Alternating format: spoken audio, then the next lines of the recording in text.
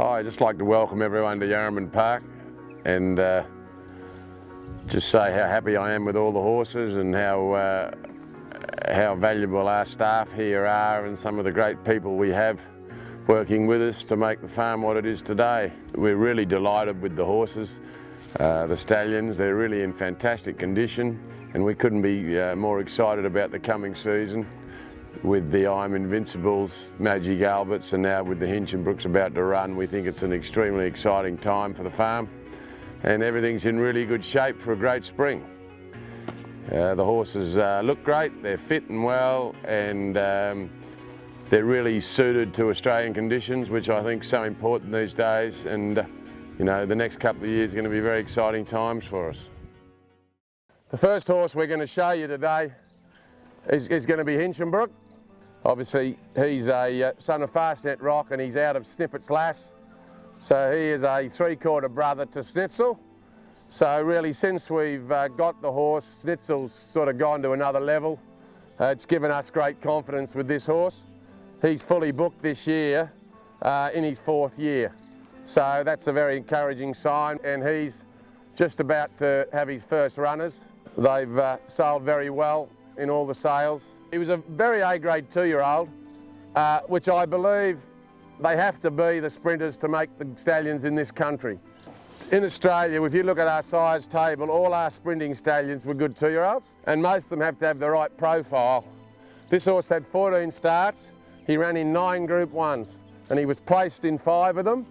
He ran second to Haylist in the All-Age Stakes. He ran third to Black Caviar in the William Reid. You can see with the brand, we bred him here. My brother bought his mother as a yearling, so he's the first homegrown product we've stood. The next horse we're going to show you is the old stalwart, Magic Albert. He doesn't need a lot of introduction either. He's been a fantastic horse to the farm. He's done an incredible job. He was never syndicated or anything, and he's been in the top 15 sires, number of winners every year. He's been an unbelievable horse for the breeders who've done fantastically well out of him. He's a great sale horse and produces great racehorses. Magic Albert's best story this year probably was the Duckworth. I don't think they're here today, but Ian and Linda, who had a mare that got kicked as a yearling and lost her eye, but they liked her as a type, so they thought they'd keep her anyway. So they sent her to Mossman and they bred Moss Fun. So they probably were hoping to breed a nice runner to get their mare going, not spend too much. And second year they sent her to Magic Albert, same thing, good proven horse, do a job for their mare. And they went to the sales and got 750,000. And I think it's very relevant. People think they have to spend a lot of money to be successful. You just don't have to. Horses like this are proven, their stock are proven. You know, his stock run from 5 furlongs to 1.25 miles, all distances, all weather conditions. Magic Albert's had 4 Group 1 winners. I love this city, and Albert the Fat, the best known. I mean, to put that in perspective, General Nadim had 1, Snitzel's had 3, I think, who's younger than him. But this is a horse standing at 12 grand. I mean, it's just unbelievable value now. Look, people want to go to the younger horses a bit now. I see the trend is they'd rather punt the younger horses. I understand that for 20, 25 grand. But really, these horses at around the 10 to 15 mark, horse like this or Mossman, you can't beat them. Last year, at Easter, he averaged 220,000. Obviously, you have one make 750, but they sell really well. And he's a high percentage type horse, and his best asset, he's a total outcross. He hasn't got any Northern Dancer blood in him at all. That's what he is. He's a really tough horse, and he throws really genuine tough horses. The last horse we're going to show you today is Am Invincible. You're probably all aware he's had a very good start to his career. This is a horse that was recommended to us, and Arthur and I went down to Melbourne to look at him at Peter Morgan's, and we bought 50% of the horse, you know, in partnership with the Gall family who are here today, and we own the horse together. He was a horse when we went to Melbourne and we got out of the car and the horse came out of the box that he just took our breath away. I mean, there's not many horses to me that we just went, holy hell. You don't see many thoroughbreds like this horse. he's by Invincible Spirit. He's out of Canarell. He's by Canny Lad. One of our great Australian Star Kingdom line stallions, Canny Lad. And I think that's what's standing this horse in such good stead as well. He's got terrific bone. He's got more bone than you see a lot of those European horses have. He's got great strength. He's a beautiful bay, lovely head and jowl on him like Canny Lad had.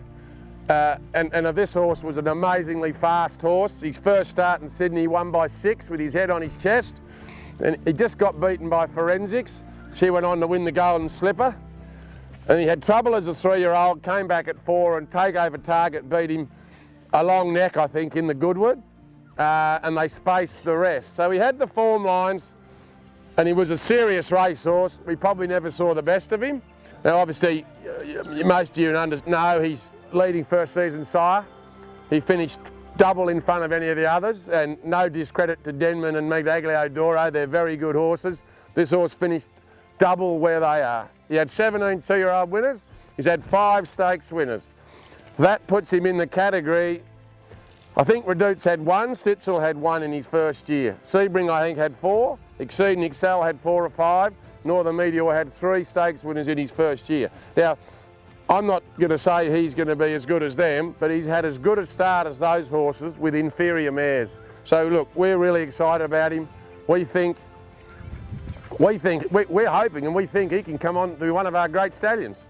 We're certainly going to support him very, very heavily. He's got a wonderful book of mares this year. Just to give you an example of what's coming to him, we've got Sepoy's mother coming to him. He's got Sizzling's mother. He's got Rude Awakening's mother. He's got Fat Al's mother. He's got Alingi's mother, and about another 25 stakes winning mares. He's got a sensational book of mares. He's never covered a mare look like them yet. But look, we're very proud of him and what he's done. I mean, it's given us a great thrill and the whole farm a great thrill. All the guys here work bloody hard, and you know, it's just great to see a horse, you know, come out and do what he's done.